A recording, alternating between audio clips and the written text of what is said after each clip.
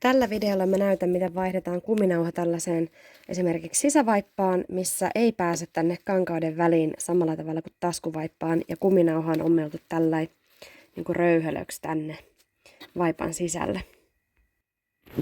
Tähän tarvitaan kuminauhaa, tällaiset jonkunlaiset pienet pinsetit, hakaneula, ratkoja ja sitten sakset. Näillä tarvikkeilla pääsee sitten vaihtamaan ja mä käytän ompelukonetta. Tää aloitetaan niin, että etsitään se kohta, missä se kuminauha loppuu. Mä katson tuolta toiselta puolelta. Eli suunnilleen tossa. Ja sitten siihen kohtaan tehdään tähän sisäkankaaseen pieni reikä. Noin, eli tuohon sisäkankaaseen ratkoilla pieni reikä tossa näkyy ja mä teen toisen tänne toiselle puolelle. Nyt on merkittynä siis ne kohdat, mistä se kuminauha menee sisälle, niin nyt voidaan sitten ommella tähän niin sanottu kuja. Eli mä ompelen suoralla tähän näin, tavallaan tämän vanhan kuminauhan päälle. Tämä vanha kuminauha jää siis tänne paikalleen. Sitä ei aleta ratkomaan, koska se on siksakilla ommeltu, niin se on liian työläs muuten. Eli sit ommellaan täältä se reuna. Mä laitan tän näin.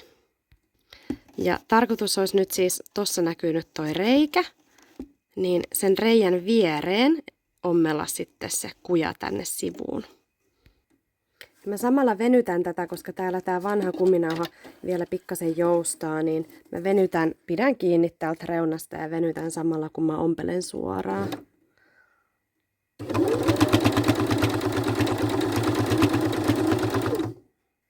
Noin, nyt täällä näkyy tää kuja menee täällä ja sitten seuraavaksi me pujotetaan se kuminauha täältä päädyistä, mihin tehtiin ne reijät, niin pujotetaan se sisään.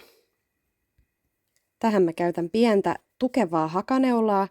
Mä oon huomannut, että vanhat 90-luvun hakaneulat on paljon parempia kuin nykyaikaiset. Ne on liian pehmeitä ja ne aukeaa tuolla kujassa. Eli koita etsiä semmoinen mahdollisimman tukevan tuntuinen hakaneula. Ja sit mä pujotan sen tähän kuminauhan päähän. Mä en vielä leikkaa tätä kuminauhaa. Eli tää laitetaan nyt täältä sisään ja sitten mä pujotan sen koko matkalta tänne toiseen päähän ulos. Eli sitten kun se on kokonaan pujotettu tuolta läpi, niin tää hakaneula irrotetaan ja sitten näillä pinseteillä pujotetaan tää alkupää tonne kankaan sisälle. Sen jälkeen se ommellaan siitä päältä siksakilla kiinni. Ja tää toinen pää jää täällä siksi aikaa odottamaan, kun tehdään tää ensimmäinen pääty. Eli täältä. Ja työnnetään se tonne sisään. Noin. Nyt se on siellä sisällä ja sen jälkeen me voidaan tästä ommella siksakilla. Tästä päältä niin se kiinnittää ton kuminauhan paikalle ja sulkee tämän reijän. Koneeseen muistetaan vaihtaa siksakki. Tuolta vähän leveyttä. Ja sitten laitetaan. Siellä on nyt. Eli se menee nyt sen reijän päälle. Siinä näkyy vähän se kuminauha. Noin. Sitten vähän taaksepäin.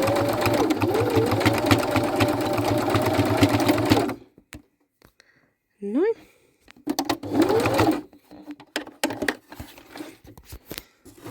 Eli siinä näkyy nyt, että se kuminauha on sinne ommeltu kiinni. Ja no, se reikä ei nyt ihan täydellisesti mennyt umpeen, kun mä ompelin yhdellä kädellä ja kuvasin yhtä aikaa, mutta kuitenkin saatte idean, mitä tässä nyt tehdään. Eli nyt kun ensimmäinen pääty on täältä tiukasti kiinni ja kuminauha menee kujassa, niin nyt tämä toinen puoli kiristetään, eli vedetään ulos, kunnes tämä on sopivan tiukalla. Ja sitten mä kiinnitän sen tuolla nuppineulalla ennen kuin mä ompelen sen. Eli me halutaan, että se joustaa mukavasti ja ettei se mene liian kuprulle tää reuna. Eli kiristetään sitä sen verran, että se tuntuu hyvältä. Noin. Ja sitten mä laitan tänne päätyyn nuppineulan, joka pitää sen paikallaan.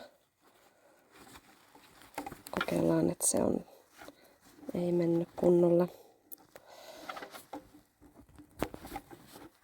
Noin, nyt se on siinä kiinni ja sitten me voidaan leikata se tosta. Suunnilleen tosta. Ja sitten se taas pujotetaan tuolta noilla pihdeillä tonne, ei pinseteillä tonne sisälle.